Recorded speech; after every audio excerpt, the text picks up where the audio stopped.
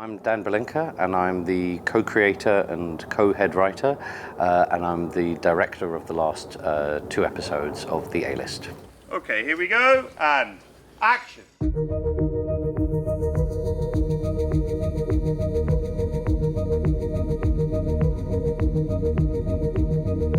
So Nina Mativier, who's the other creator of the show, we came in for a brainstorm where the brief, I think, was something sort of with lots of hooks for an older, for an older audience, an older younger teen audience, if that makes sense. Ideally with the summer camp setting and maybe some kind of supernatural element.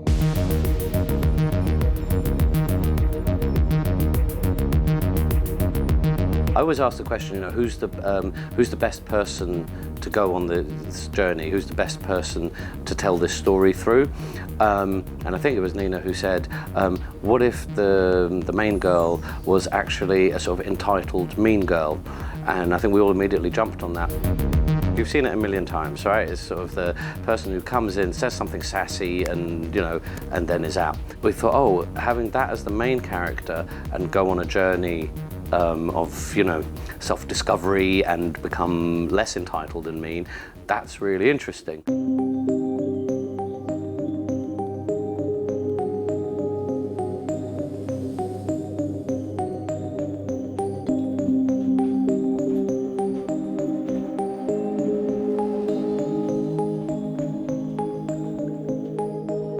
I'd say that at the start, my character has friends.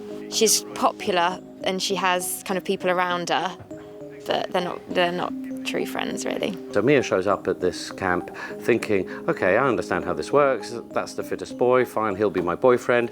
Yeah, you're quite bubbly and well-dressed, fine, you'll be my best friend, and I'll rule this camp socially. And then Amber shows up and she's just like her, only slightly better at it because, Amber has an edge. Oh, Amber's a complicated character. She's different from everyone else in the way that she has a power. She's basically come into the group sort of as a newbie, but there's a lot of backstory to what her motives are and why she's there. She doesn't arrive with the rest of the group, so she's already mysterious from the very moment we meet her. And she just has these little sort of battle of wills with Mia right from the beginning. The kind of thing where this person is getting at me, but if I do anything about it, I'll be the one who looks like I'm making a scene, so it's just subtle needling. So far, so high school. She plays everything very innocent, but we see that everything is not quite as innocent. And then where we leave the audience at the end of episode 1 is she's definitely not what she seems, because some of what she does is impossible. She has a list of things that she wants, and in order to get the things that she wants, she has to be a little bit mean and turn people, using her powers to get them to follow her. She's quite a tragic character too. She's really fun to play because she's a total psycho. Oh, I didn't realise you were there. Hi. So we brush the hair. Can you see things? And then we start to plait. One side. This is tragic. Just like so. And then the other side. And then the other side. Yep.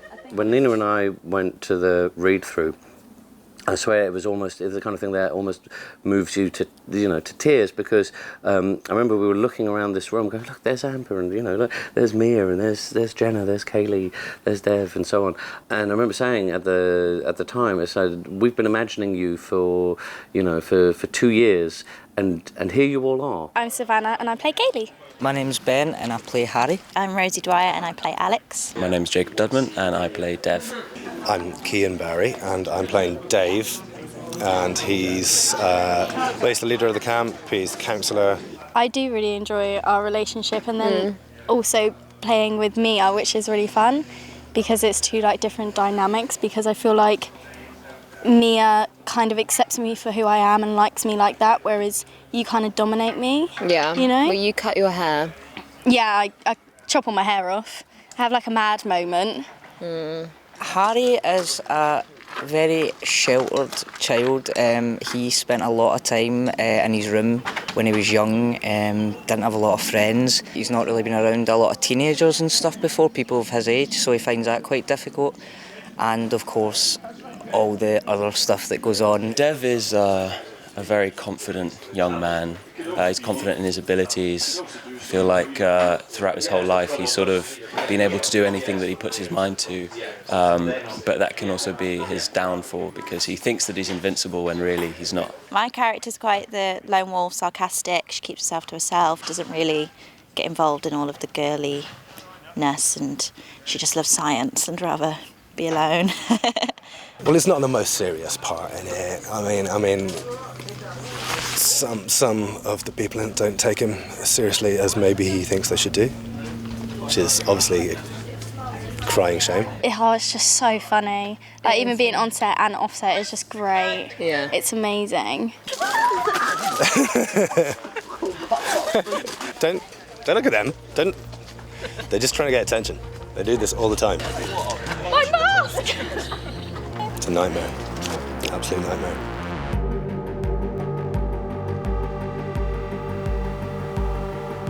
It's been amazing. It really, genuinely, it's, the whole atmosphere and energy about the place is just positivity.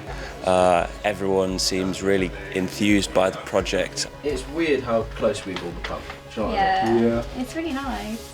At the start, Michael said, all of us are so much like our characters, and I just didn't believe it. And now here we are. And we're exactly like our characters. Thanks, guys. Oh no! When like someone insults you and you just give them that look. Yeah. And you feel like you want to crawl in a hole. Okay.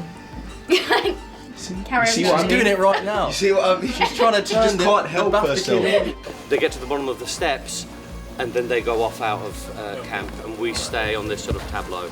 You know, there'll be things that I've written in scripts that I've been seeing since I wrote it, and then this morning we went ahead and shot it, and it looks like the thing that I was trying to describe when I was writing that bit. So that is just a wonderful privilege, and I'm very grateful to be able to do that.